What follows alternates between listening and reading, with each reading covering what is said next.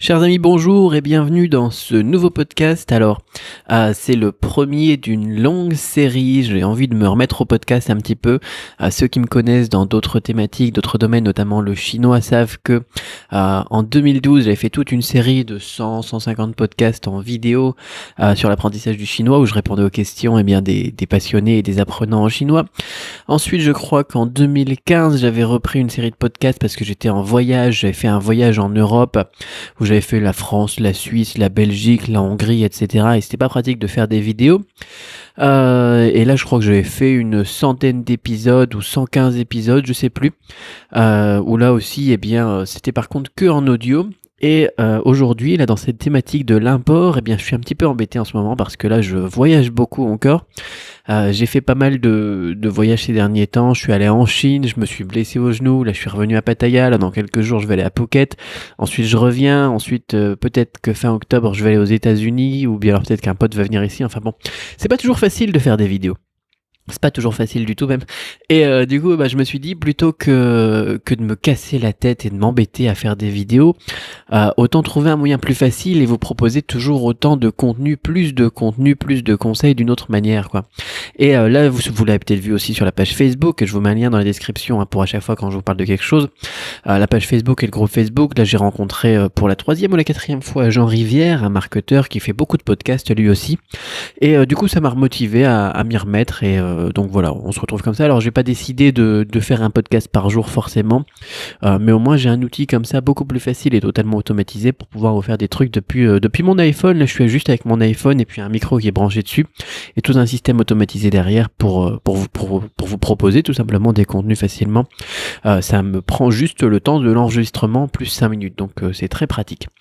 D'ailleurs, puisqu'on parle de Jean, lui il est très spécialisé dans le marketing. Et ça a été aussi l'une des personnes qui m'a aidé énormément à me lancer dans deux de mes business.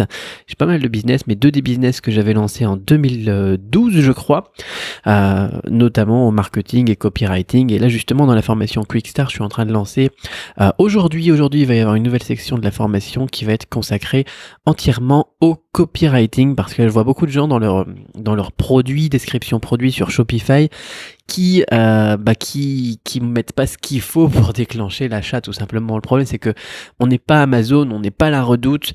Nous, on a besoin de convaincre, on a besoin que nos descriptions produits, ça soit des mini pages de vente, tout simplement. Si vous connaissez un petit peu le copywriting, il y avait Christian Godefroy aussi qui faisait ça très bien et qui m'avait formé aussi à l'époque. Paix à son âme, il est décédé depuis, c'est malheureux. Et donc voilà, j'ai envie de vous proposer tout simplement un nouveau module dans la formation pour... là aussi, vous avez un lien vers la formation dans la description. Bon, c'est pas le sujet d'aujourd'hui, c'est juste comme ça parce que j'y pensais. Pour le copywriting et pour convaincre dans la description produit. Parce que sinon, les gens, ils arrivent sur votre site et puis ils s'en vont. Donc, on arrive à faire du trafic avec la pub Facebook et ensuite, plus rien.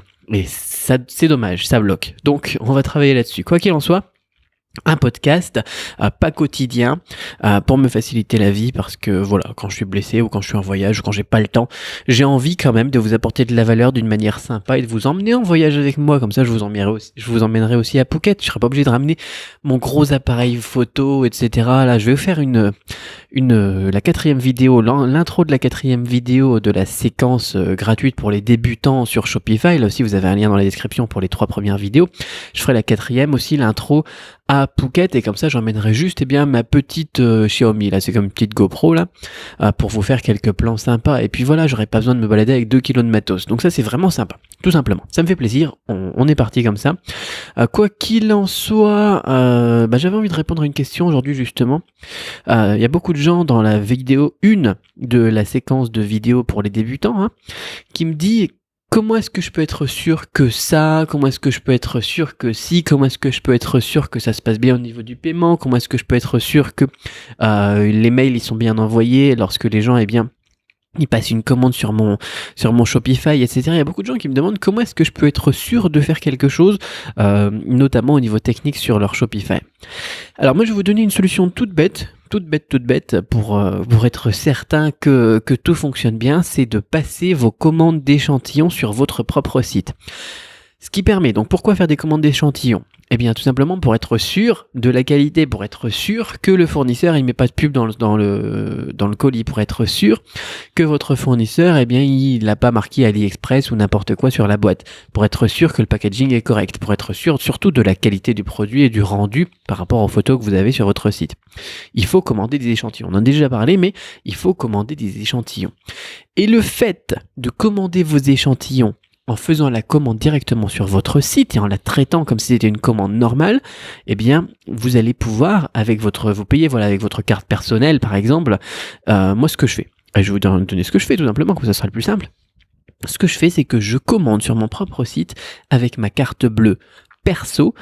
Et comme adresse de bénéficiaire, je mets celle d'un pote. En fait, généralement, je regarde à qui est-ce que ce produit particulier pourrait plaire et je l'offre à un pote. C'est un cadeau pour un pote au final, que je paye avec mes sous, que je paye plein pot. Après, c'est pas grave parce que bien évidemment, je vais payer plus que le prix sur AliExpress, mais le bénéfice, il va dans ma boîte. Donc ma boîte, c'est moi de toute façon. Donc vous êtes probablement auto-entrepreneur, vous êtes probablement entrepreneur, donc propriétaire unique avec une LLC aux États-Unis par exemple, avec une LTD à Hong Kong ou n'importe quoi.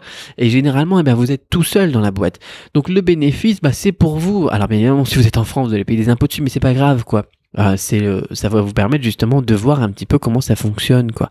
Donc ce que je fais, moi c'est que je la traite comme si c'était une commande normale, je paye avec ma carte perso et je l'offre à un pote. Et non seulement ça va me permettre aussi d'avoir d'autres choses. Ça va me permettre de vérifier le produit, la qualité du produit, il va me faire un compte rendu, il va m'envoyer des photos, il va me dire ce qu'il en a pensé. Ça va me permettre de vérifier que sur le site, il a bien reçu tous les messages. Bien évidemment, je vais lui téléphoner, je vais lui dire qu'est-ce que tu as reçu comme mail, quel jour, etc. Il me fait un petit compte rendu quoi. C'est donnant, comme ça lui il a un cadeau et puis moi j'ai toutes les infos. Qu'est-ce que je vais lui demander aussi? Je vais lui demander aussi c'est son avis après. Donc ça va pouvoir me permettre de rédiger un avis d'une personne réelle sur mon site. Vous savez que les reviews, c'est vraiment pas mal. Alors, plutôt que de copier toutes les reviews que vous avez sur AliExpress ou de faire des fausses reviews, vous avez comme ça une vraie review avec quelqu'un qui peut même mettre des photos du produit, etc. Là aussi, c'est formidable.